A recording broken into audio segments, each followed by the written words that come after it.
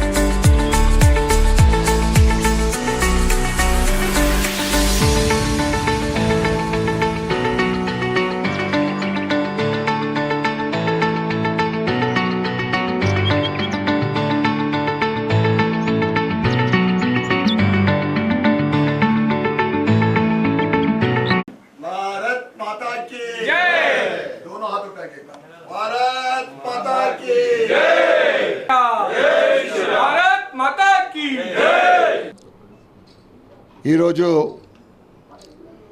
మన్ కీ బాత్ కార్యక్రమం 43వ బూత్, ఆ బూత్లో ఉన్న పెద్దలతోటి సభ్యులతోటి వీక్షించడం జరిగింది. చాలా విషయాలు చాలా ఆనందంగా ఉంది.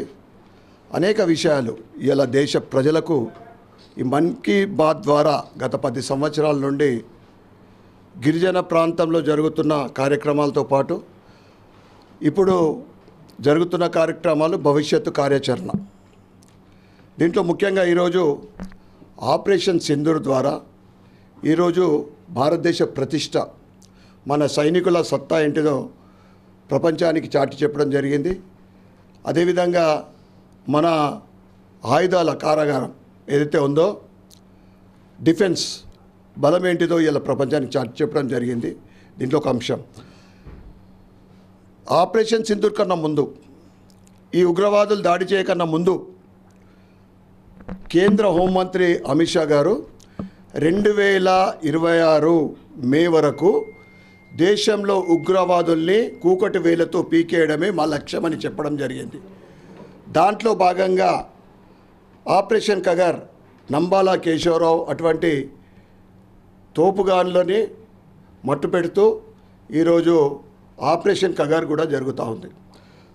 అదేవిధంగా సంగారెడ్డిలో ఒక 50 ఎకరాలలో డ్రోన్ ద్వారా ఏ విధంగా ఒక కొత్త టెక్నాలజీతోటి వ్యవసాయం ఏ విధంగా చేయబడుతుంది అనేది కూడా అలా ఆ అంశం చేర్చబడ్డది. వారు చెప్పడం జరిగింది మోడీ గారు. ఈ జూన్లో 21 జూన్ రోజున యోగా డే. ఈరోజు ప్రపంచమంతా కూడా ఐక్యరాజ్య సమితిలో భారతదేశము మద్దతు తెలిపినప్పుడు ఇవాళ 100 దేశాలు మద్దతు తెలపడం జరిగింది. 21 జూన్ రోజున యోగా డే అందరం జరుపుకోవడం, దాని గురించి కూడా మాట్లాడడం జరిగింది. ఖేలో ఇండియా, ఈరోజు గ్రామీణ క్రీడాకారులు ఒలింపిక్స్లో పాల్గొనే విధంగా ఖేలో ఇండియా, ఫిట్ ఇండియా ఈరోజు కేంద్ర ప్రభుత్వము దాని మీద ప్రత్యేకమైన దృష్టి పెట్టి ఈరోజు దాని ద్వారా క్రీడాకారులు ఏ విధంగా ఎదుగుతూ ఉన్నారు, మనకి ఏ విధంగా ప్రపంచంలో అనేక గేమ్స్లలో ఎక్కడైనా కానీ మెడల్స్ చాలా పెద్ద ఎత్తున మనకు వస్తూ ఉన్నాయి. ఖేలో ఇండియా అంశం కూడా మాట్లాడడం జరిగింది. ఇక ప్రపంచంలో తేనె, హానీ, భారతదేశము నంబర్ 1 స్థానంలో ఉత్పత్తి చేస్తూ ఉంది. హానీ అంటే ఆరోగ్యానికి అదొక మంచి ఔషధం. అది ప్రకృతి ప్రసాదించిన వరం మనకు. అది కూడా మోడీ గారు చెప్పడం జరిగింది. మోడీ గారి నోటి వెంట ఏదొచ్చినా కానీ అలా 140 కోట్ల మంది దాన్ని పాటించడం అనేది నిజంగా అదొక గొప్ప విషయం. అది మోడీ గారు ఉంటే అన్నీ కూడా సాధ్యమే. మోడీ అయితే ముమ్కిన్ హై, అది ప్రజలందరి విశ్వాసం. కనుక రాబోయే ఈ నెలలో జూన్లో వచ్చే యోగా అందరం కూడా యోగాలో పాల్గొనాలని ఆ రోజు. అదేవిధంగా వారు సూచించిన సూచనలు ఏదైనా కానీ తూచా తప్పకుండా పాటిస్తే మన జీవితం కూడా ధన్యులమవుతామని తెలియజేస్తూ మరొకసారి ఈ కార్యక్రమంలో పాల్గొన్న ప్రతి ఒక్కరికి కూడా పేరు పేరున ధన్యవాదాలు, కృతజ్ఞతలు చెప్పుకుంటూ భారత్ మాతాకి జై.